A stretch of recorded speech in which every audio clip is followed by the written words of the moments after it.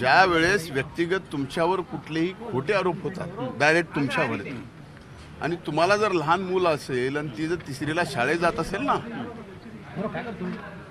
तर त्या मुलीला तिच्या मित्र आणि मैत्रिणी काय म्हणत असतील याचा विचार करा. आहे ते मागणी करतात मनोज जरांगे पाटील सर उपोषणाला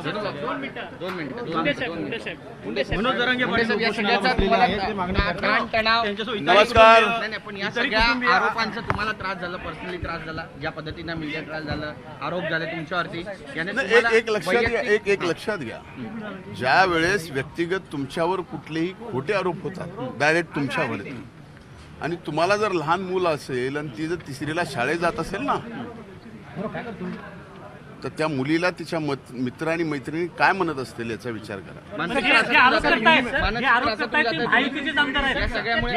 आरोप करतायत ते सत्तेतलेच आमदार आहेत, तुमचेच सहकारी आहेत, त्यामुळे सर्वात जास्त महत्त्वाचं इसीलिए तो बात में दम है. मनोज जरांगे पाटील अडचणीत आहे तुमच्या, कारण राजीनाम्याची थेट मागणी होते तुमच्या.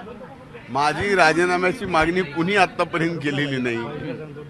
माझं म्हणणं आहे की मी राजीनामा द्यावा की न द्यावा, मी प्रथमदर्शनी दोषी आहे की नाहीये, द्वितीयम दर्शनी मी दोषी आहे की नाही आहे, याबाबतचं सर्वस्व जे काय आहे ते आदरणीय मुख्यमंत्र्यांनी आणि उपमुख्यमंत्र्यांनी स्पष्ट करा. एबीपी माझा, उघडा डोळे बघा नीट.